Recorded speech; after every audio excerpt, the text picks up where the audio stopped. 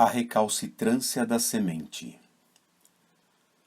Uma história de amor, coragem, conflitos e perseverança. Por Cláudio José Barbedo.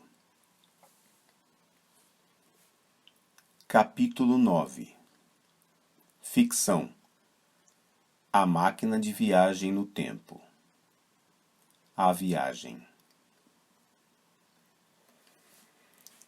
Assim que Ricardo gira um dos controles do equipamento, uma imagem se forma no meio do laboratório, tridimensional, como se fosse real, como se todos tivessem instantaneamente viajado e mergulhado em um ambiente novo, uma espécie de pântano, com pouquíssima vegetação rasteira forrando o chão.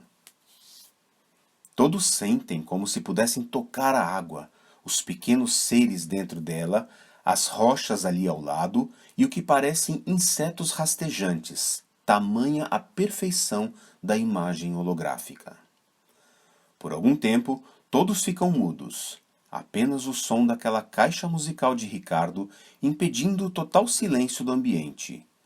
Ficam todos olhando para os lados, admirando a perfeição de tudo aquilo. Quem mais pode ver essa imagem, Micaela? Todos os pesquisadores e alunos de todos os 5.611 pontos, Ricardo. Mas, assim que o programa iniciar e que começarmos as análises, cada ponto terá seu próprio local. Cada grupo e cada laboratório estará avaliando as cenas que irão receber, e tão logo encontrem algo que interesse a todos, farão a chamada. Então, Nicolaus aqui receberá e poderá autorizar ou não o compartilhamento. Se for compartilhada, a imagem será enviada instantaneamente a nós e a todos os laboratórios. Combinamos anteriormente que, nesse momento, cada laboratório se dividirá em 2 grupos. Um deles vai continuar analisando as próprias imagens e o outro vai analisar as imagens que estiverem sendo trabalhadas aqui por nós. Com isso, todos estaremos sempre sintonizados nos mesmos objetivos. Mas antes, precisamos de alguns minutos parados no mesmo local para sincronizarmos o momento em todos os pontos, e logo em seguida, cada ponto se desligará do nosso e passará a analisar o que lhe foi determinado. Primoroso! Todos continuam analisando e admirando aquela paisagem, enquanto Micaela trabalha nos controles. Após alguns minutos, ela se dirige a Nicolaus. Precisamos sincronizar imediatamente o sinal de todos os pontos. Sim, professora. Estão todos aguardando. Aquele painel na parede mostrará o tempo de resposta de cada ponto conforme a luz. Basta um comando seu naquele controle à sua esquerda e já poderemos ter esse tempo de resposta. Vamos lá então. Acionando em 3, 2, 1... Uau! Já temos as respostas! Excelente! Sim, professora. Mas veja que algumas dezenas deles demoraram alguns segundos. Podemos ajustar isso, mas precisaremos de alguns minutos. Uns 20 a 30, talvez. Não temos esse tempo todo. Continue trabalhando nos pontos atrasados, enquanto começamos com os que já estão sincronizados.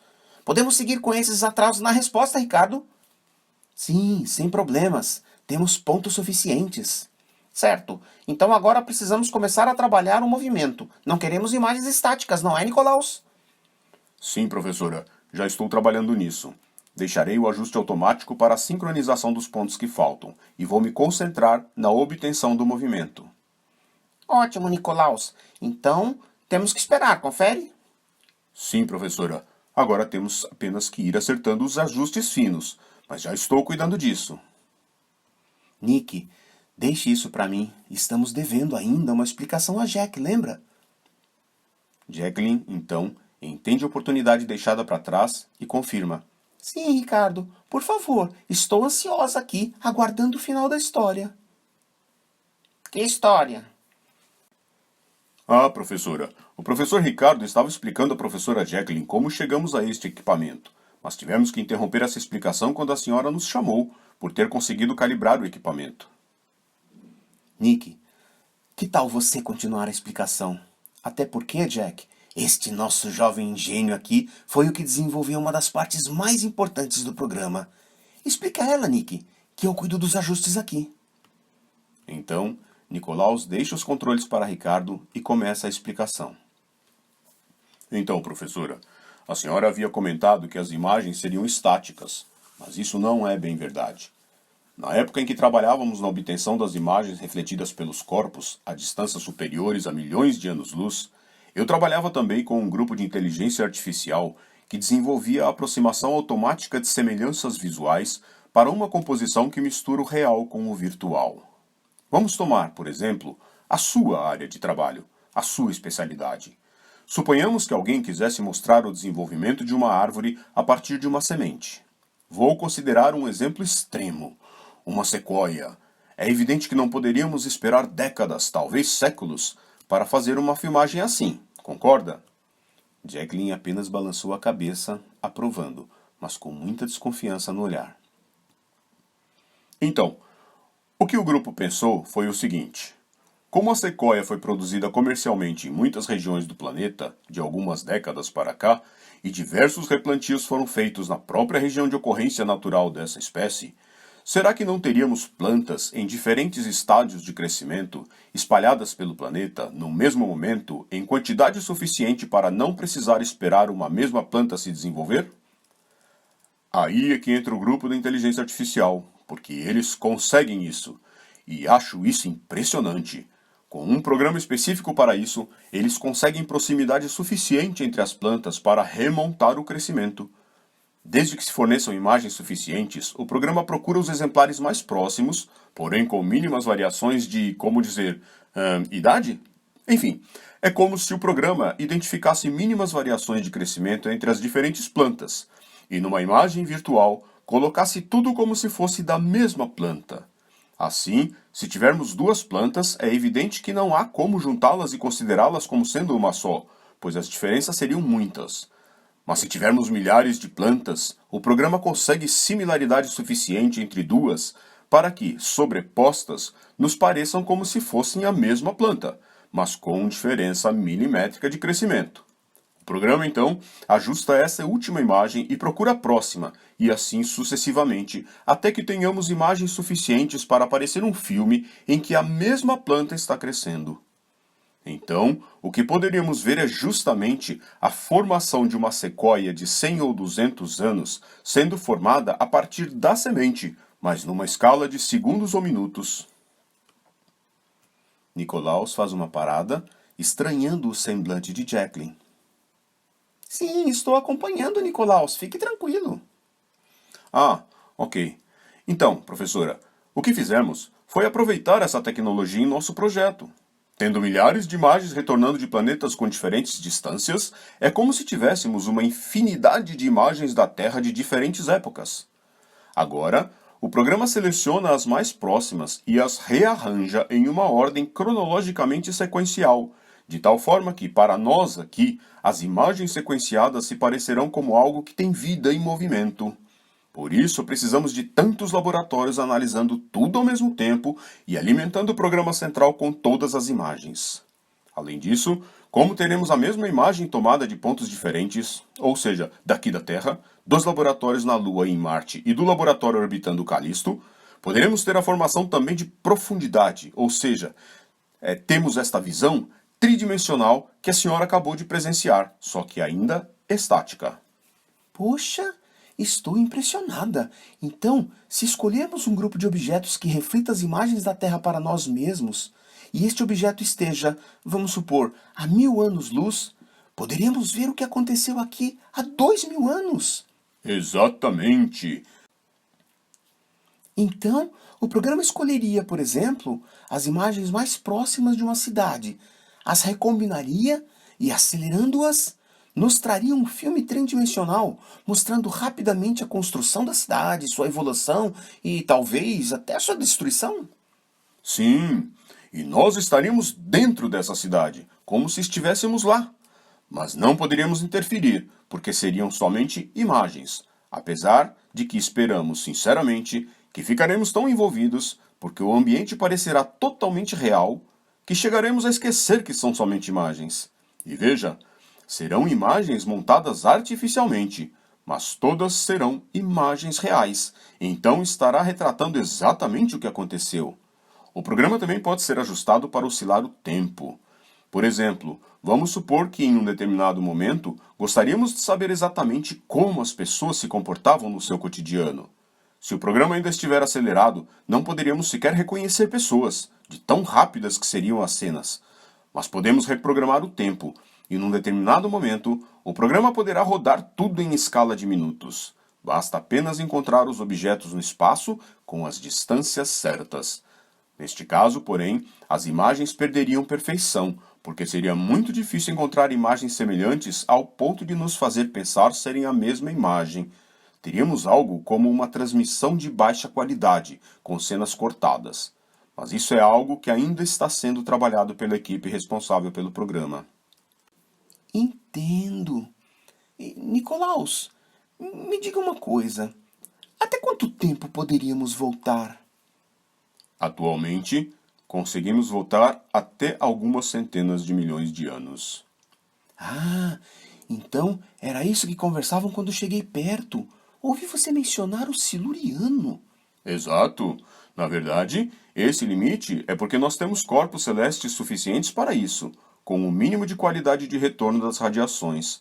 Teríamos também corpos mais distantes, como possíveis planetas na região dos quasares, mas ainda não conseguimos ajustar a recuperação dessas imagens com um mínimo de qualidade.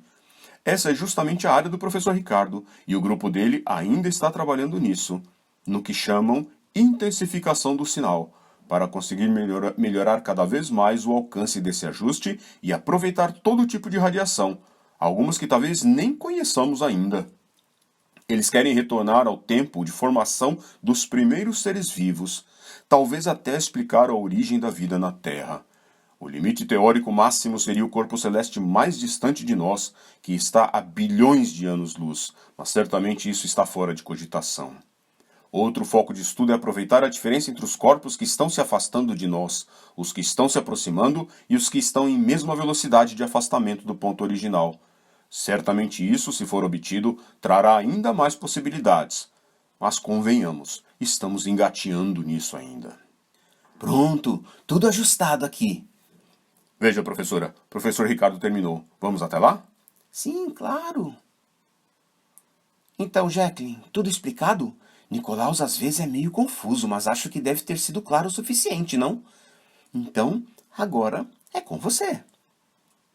A um toque de Jacqueline em uma tecla, imediatamente a imagem no laboratório mudou.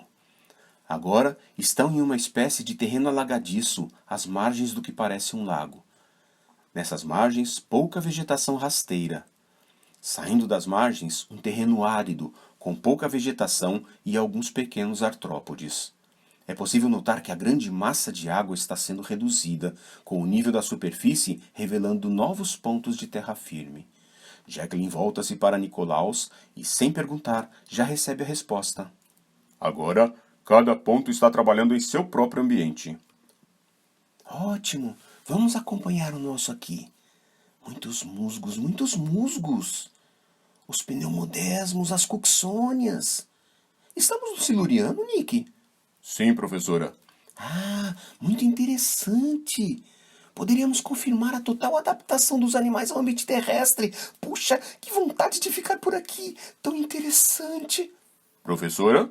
Ah, sim. Vamos deixar isso para outro retorno. Precisamos avançar, Nicolaus. Vamos para o final desse período. Por favor, ajuste para 400 milhões de anos. Sim, professora. Pronto. Que escala devo usar? Vamos começar com uma escala mais fina, talvez 100 mil anos por segundo. Precisamos ver o início, ainda que rapidamente. Mas, professora, uma dúvida. Sim? O que exatamente queremos ver em cada período? Por favor, não me interprete mal, não estou questionando suas decisões, mas preciso saber disso para ajustar tanto o início quanto as escalas temporais. Podemos fazer diferentes ajustes, regulando diferentes tempos de velocidade das imagens em cada situação, mas para isso, preciso saber o que realmente pretende obter em cada era, período e época. Se puder, por favor, me diga, para que eu possa ajustar tudo aqui sem atropelos. Pode ser? Claro, Nick, você está totalmente certo. Não se preocupe em ofender-me. Isso é próprio dos fracos. E espero, você não deve me ver assim. Me adiantei em algumas coisas e certamente fiz suposições indevidas, considerando que todos vocês já são conhecedores do que conheço. Aliás, esse é um de meus mais evidentes defeitos. Não consigo me transportar para a audiência, me situando no mesmo nível de conhecimento de todos, e por isso até hoje tenho problemas com aulas e palestras. Observações como estas suas agora, Nick, são essenciais para que nos reprogramemos e deixemos todos no mesmo patamar de informação. Vocês não têm absolutamente obrigação nenhuma de entender o que está em minha cabeça. Então vamos lá, acompanhem aqui. Então, Jacqueline rabisca algo numa folha para que Nicolaus entenda o que exatamente ela pretende encontrar nessa viagem ao passado. Sabemos que os precursores da semente estão no período devoniano da era paleozoica. Então, gostaria de ao menos um flash nesse momento para podermos ver quando houve uma evolução para a conquista do ambiente terrestre. A partir daí, poderemos avançar mais rapidamente até aqui, no Cretáceo, já na era Mesozoica, pois ali é que a semente realmente começa a mostrar todo o seu potencial para mudar o mundo. A partir daí, quando há uma verdadeira explosão na evolução das angiospermas, temos que receber informações mais detalhadas. E, na verdade, é a partir daí que nos propusemos a investigar detalhadamente o que aconteceu com as sementes. É possível isso, Nick? Claro, professora, já estou trabalhando nisso. E só mais uns segundinhos. Pronto, ajustado, professora, já está rodando. Todos acompanham maravilhados e estáticos as rápidas mudanças do cenário no laboratório. Cerca de 4 a 5 minutos depois... Professora, uma chamada. Bruxelas encontrou uma mudança. Traga pra cá, rápido, Nick! Neste momento, há uma figura no livro, feita em preto e branco, à mão. Nessa figura, há uma linha em diagonal que começa no canto superior esquerdo e vai até o centro da base da figura. Nessa linha, do lado esquerdo, há duas divisões. Na primeira, na parte de cima, está escrito Paleozoica. A do meio está escrito Mesozoica. E a parte de baixo está escrito Cenozoica. À direita desta linha, no alto, onde está Paleozoica do lado esquerdo, há 5 flechas. A mais alta escrita Siluriano. Embaixo dessa, escrita Devoniano, que está circulada. E desta sai uma outra flecha onde está escrito Origem da Semente. A terceira flecha está escrito Carbonífero. Na quarta flecha está escrito Permiano. E na quinta flecha, que coincide com a divisão do lado esquerdo entre Paleozoica e Mesozoica, está escrito Triássico. Em seguida, dentro da área onde está escrito Mesozoica ao lado esquerdo, ao lado direito, há mais 3 flechas. No alto, escrito Jurássico, no meio, escrito Cretáceo, que está circulada, e de onde sai uma outra flecha, escrito Evolução da semente e explosão das angiospermas. E a flecha mais de baixo, que coincide com a divisão ao lado esquerdo entre Mesozoica e Cenozoica, aponta para o lado direito, onde está escrito Paleógeno. A paisagem no laboratório muda novamente. Agora, no centro do laboratório, forma-se uma gigantesca estrutura, evidentemente orgânica. Assemelha-se a uma espécie de cápsula, mas com as laterais formadas por eixos espirais, sustentados por uma base formada por estruturas semelhantes a folhas largas e curtas. No ápice da cápsula, pelo lado externo, um apêndice globular sustentado por uma haste que atravessa toda a cápsula, desde a base.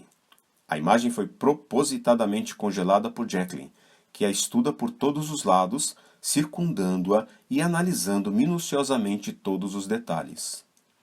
Nicolaus, recebendo informações do laboratório de Bruxelas, transfere-as a Jacqueline. Dizem que já ampliaram a imagem mais de 200 vezes, e o sistema já ajustou a escala de tempo. Enquanto estamos com a imagem congelada aqui, eles estão acompanhando a evolução do tempo bem lentamente, professora. E, professora, Professora? Sim, Nicolaus detectara algumas lágrimas correndo dos olhos de Jacqueline. Ela rapidamente tenta se compor. Sim, eu posso ver. Já pode descongelar. Deixe rodar, Nick. Isso, ali. Olhe. Jacqueline não consegue conter a euforia. Está se formando, vejam. O que, Jacqueline? Não vejo nada. A Roncária está se formando. Olhem ali, na extremidade.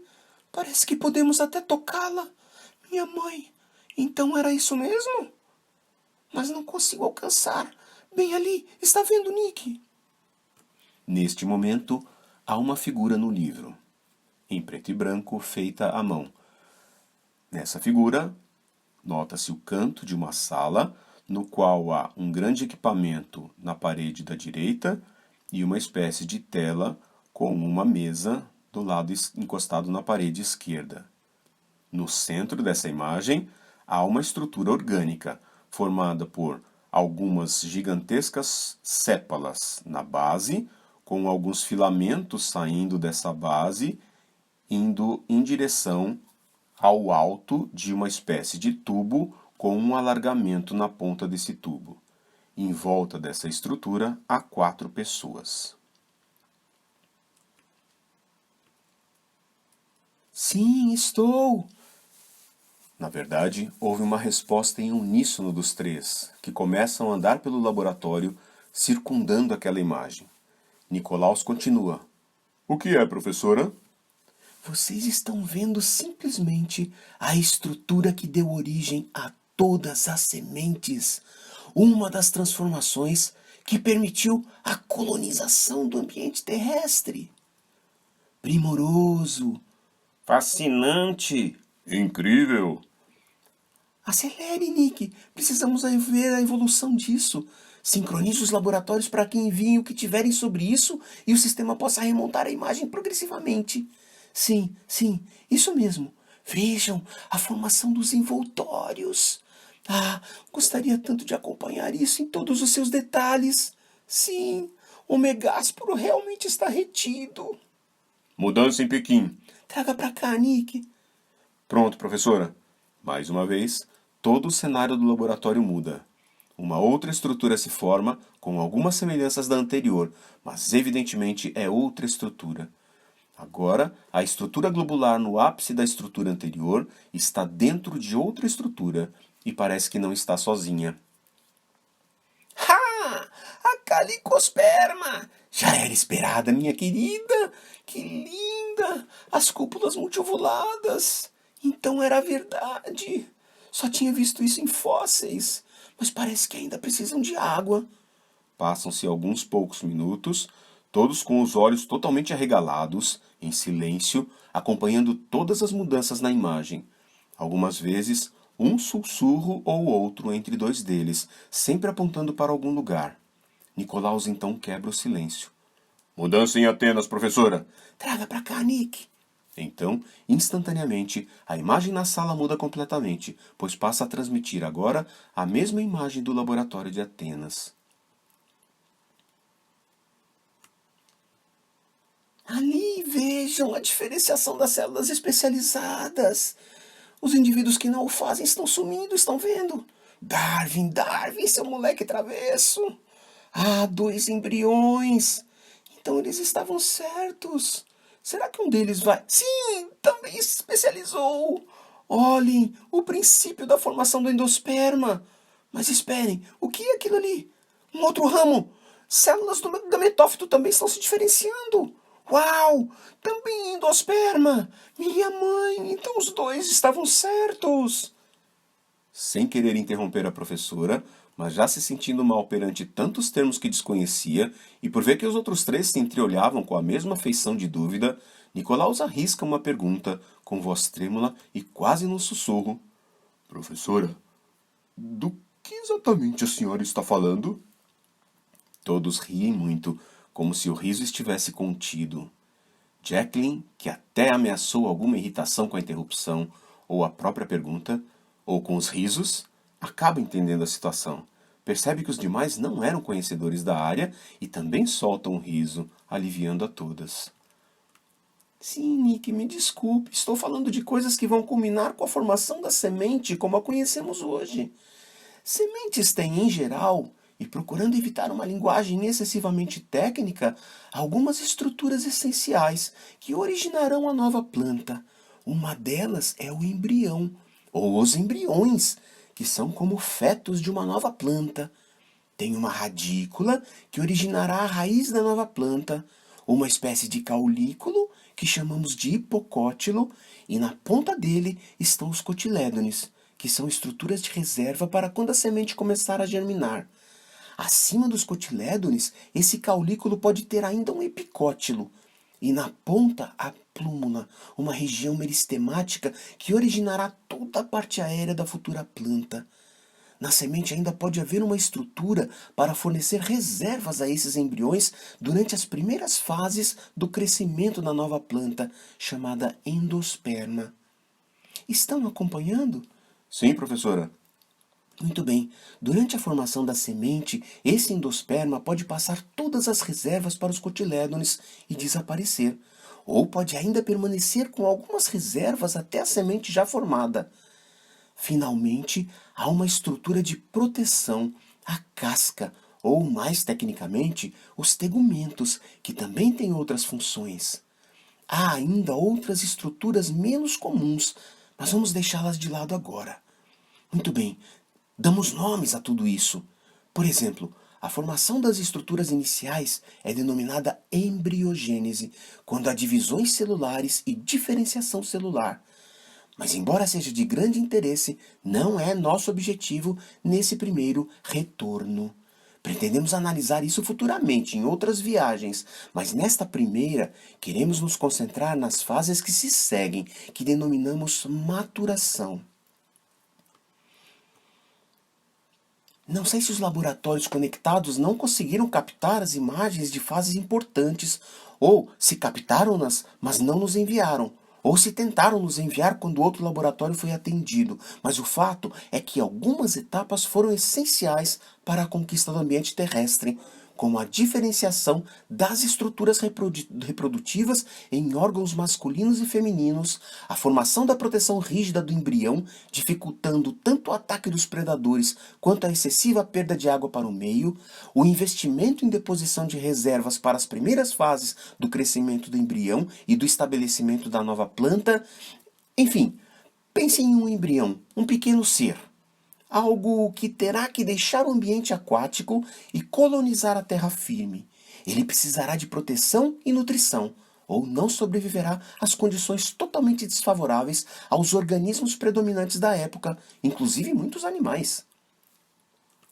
Agora, vocês podem entender minha empolgação.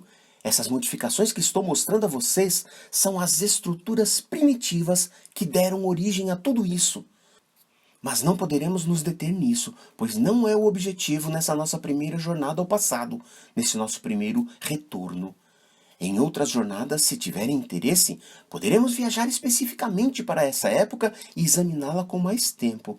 Mas não podemos parar aqui, pois nosso objetivo é a partir da semente já em sua forma atual. Estou apenas fascinada com todas as imagens que estão surgindo dos diferentes laboratórios, e quero que vocês ao menos tenham ideia do que estão vendo. Olhem, o tempo continuou passando e já estamos na formação dos tegumentos, os que eu disse que têm função principal de proteção. Vejam que, enquanto isso, temos alguns exemplares em que o endosperma continua o mesmo até a formação completa da semente, mas há outros ali, vejam, nos quais o endosperma está passando as reservas para o cotilédone. Agora, aproximadamente meia hora após as primeiras observações de Jacqueline, o ambiente estava muito diferente do inicial. Foi quando Nicolaus recebe uma mensagem. Mudança em Montevidéu, professora. Traga aqui. Após alguns segundos analisando as novas imagens, Jacqueline tenta explicar. Aqui, notem. A imagem ainda está muito pequena. Talvez não aumentaram para não perder a noção do todo, mas é possível ver a formação dos dois tegumentos. Sim, é a amborela. Que lindo!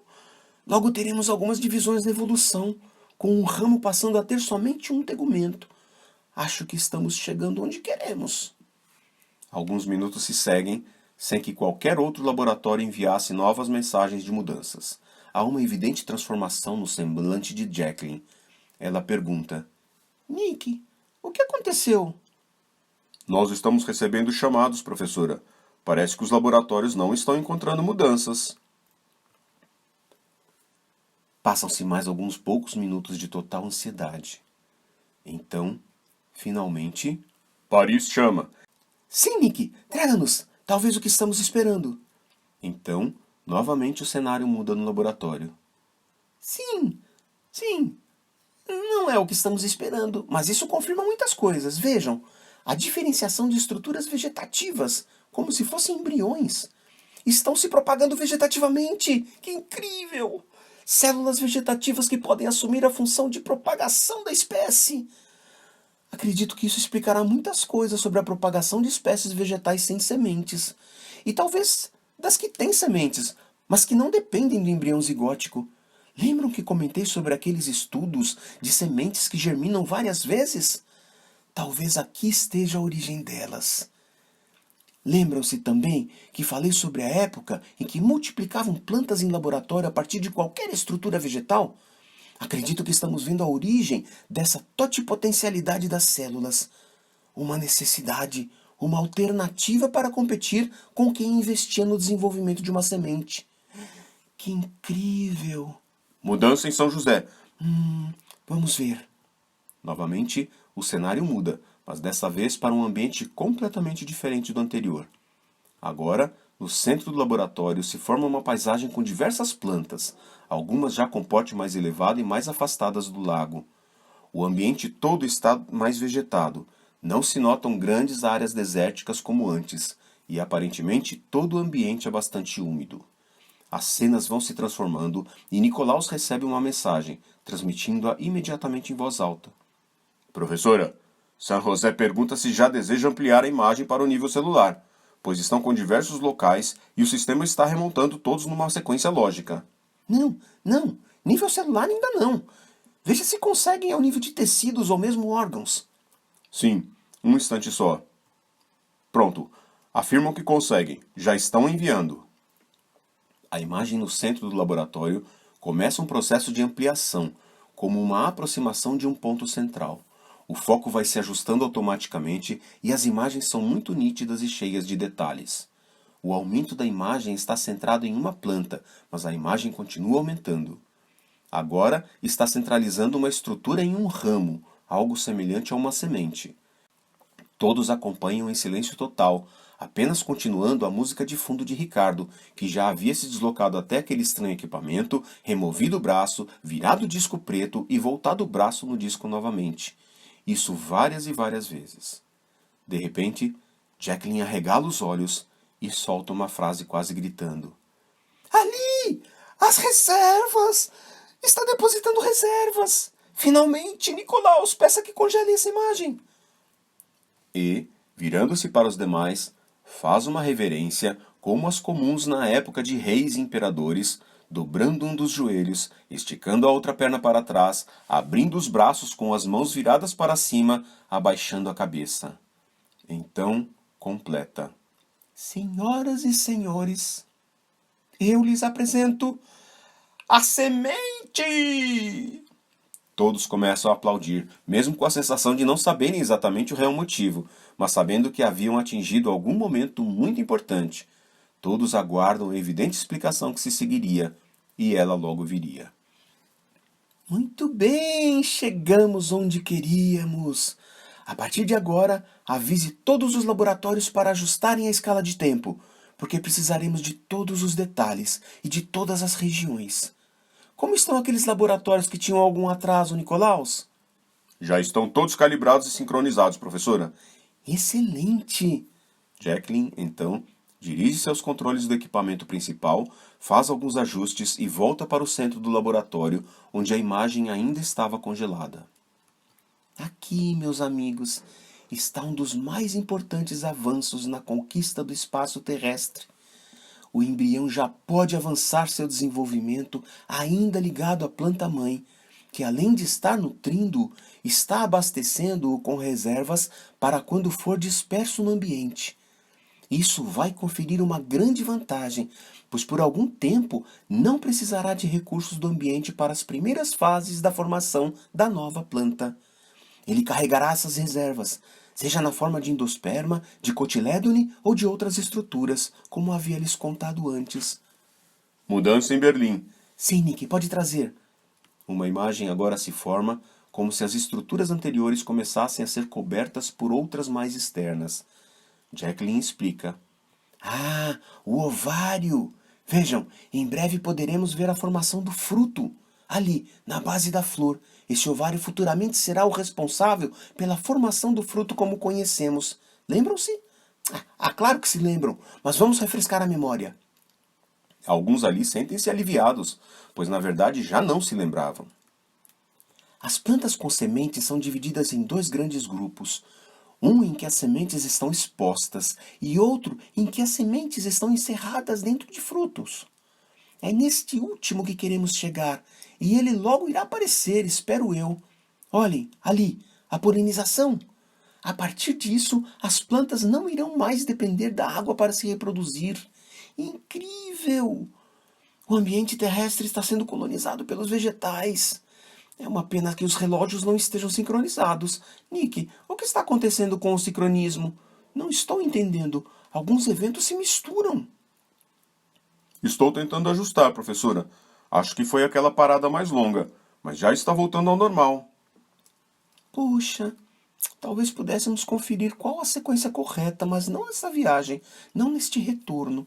Vamos em frente, Nick. Avise-me sobre as chamadas, porque acredito que agora elas irão se multiplicar. Ah, finalmente! Meus amigos, estamos prestes a entender como tudo aconteceu.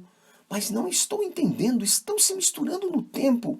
Nick, isso não está certo. O que está acontecendo, Nick? Nicolaus parecia um maluco mexendo em todos os controles, falando com muitas pessoas ao mesmo tempo. Professora, todos os pontos estão dando retorno de que está tudo correto. Mas essa sequência não está certa. Não é assim que esperávamos. Espere. A não ser que... Então, Jacqueline abre uma valise e tira um equipamento que começa a projetar outras imagens no ar, como se fossem páginas de um livro. Começa a passar as páginas uma a uma, porém muito rapidamente. Então, para em uma delas, amplia e fixa o olhar em um ponto. Seu semblante muda, começa a olhar para o teto, os olhos piscando rapidamente, as sobrancelhas cerradas, parecia um autômato processando milhares de informações a cada segundo. A não ser que... Sim, poderia ser. 2 ramos de evolução? Será? Mas será que ninguém pensou nisso antes? Se pudéssemos separar as fontes, talvez trabalhar em 2 ramos de evolução? Sim, pode ser. Nick, ajuste... E então tudo se apagou. Fim do capítulo 9.